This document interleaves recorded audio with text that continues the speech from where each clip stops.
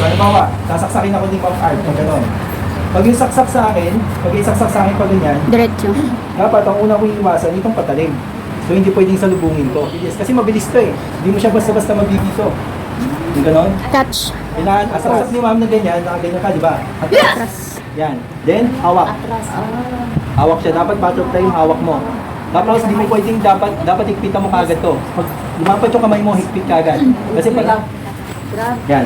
Uugutin lang yun. Sutusok niya sa'yo. Kaya dapat pag ganun mo, hawak sa baba, di ba? Ito pwede mo na tanggalin, no? Oo, galing. Oh. Pag tanggal nito, di yan, no? Bang, bang, bang. Galit na galit ka sa kanya, di balik mo. Balik mo ganun. Hindi ka Walang sound si Art. Walang sound. kasi kamay niya eh. Di ba? Wala akong kasalanan. Dinipensahan ko na yung sarili ko eh.